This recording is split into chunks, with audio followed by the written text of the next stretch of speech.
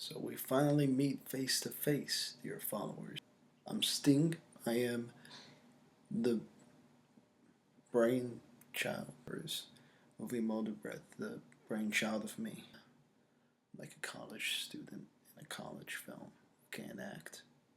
Which is basically what I am. In case you didn't already know what I like, I'm about to tell you. Movies. Do you know what I like more than movies? Nope, still movies. Look at how that set transformed. Magic. But a close second, I like literature. Of all forms, I also like being grown up. Fuck you, Christ. I didn't mean that. I didn't mean that. You can stay like that. And do you know what I really, really like reading?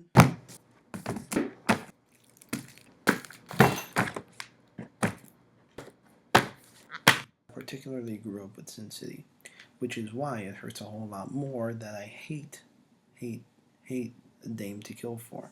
And if you've read my review on Motorbreath, which if you haven't, stop watching. No, please stay watching. One of the major problems I had with it was its pacing, and I felt that was problematic with how it was edited.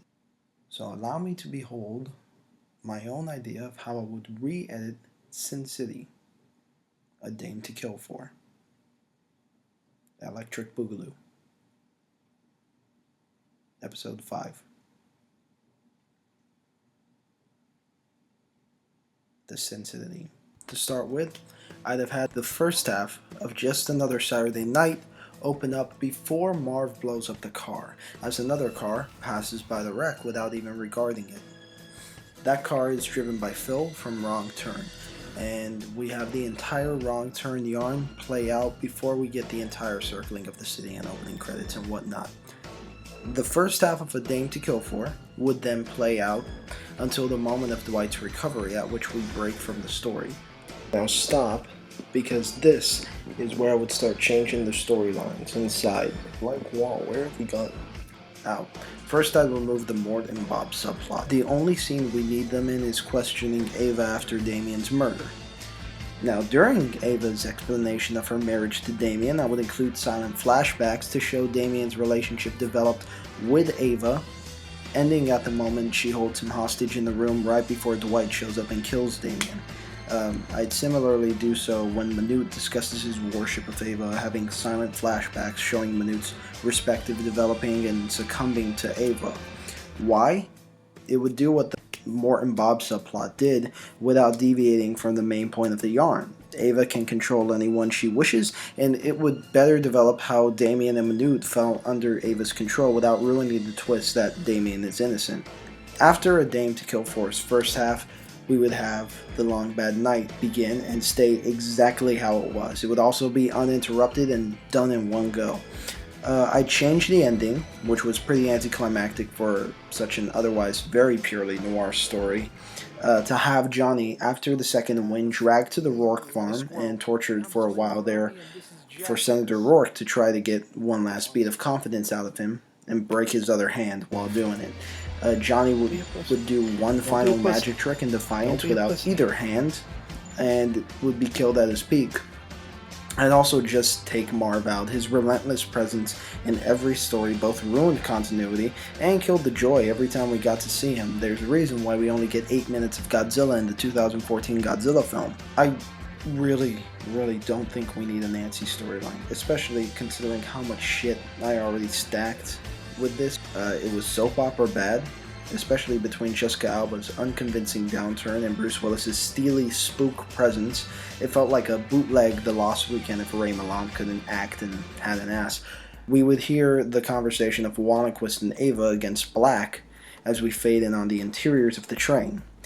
We'd see a shadowy figure sitting amongst the passengers, but the figure hears a commotion and looks on to see Delia and Gordo, instead of the Colonel, killing Eddie in a reenactment of Wrong Track, which Wrong Turn and Wrong Track both weren't, they didn't appear in either of the Sin City movies, but they were Sin City yarns in the comics. We find out that Gordo is meant to be Wallenquist's man, but the shadowy man gets their attention and then defeats both of them. The train arrives in Sin City, and lo and behold, it's Clive Owen. It's Clive Owen, damn it. It's Clive Owen as post-surgery Dwight. Not Brolin. Now the narration continues. Me personally, I would have Brolin stay narrating just to keep identifying him as Dwight as the rest of A Dame to Kill For wraps up.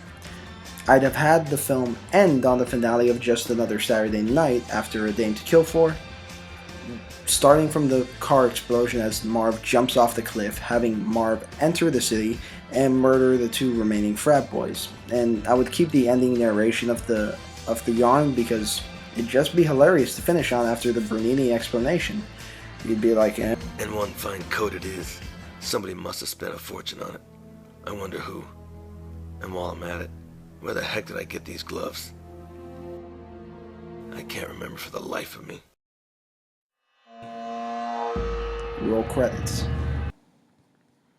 Anyway, that's what I would hope would maybe save the Sin City franchise, but I think the box office for A Dame to Kill For has already shown it's dead. It's DOA. It's not coming back.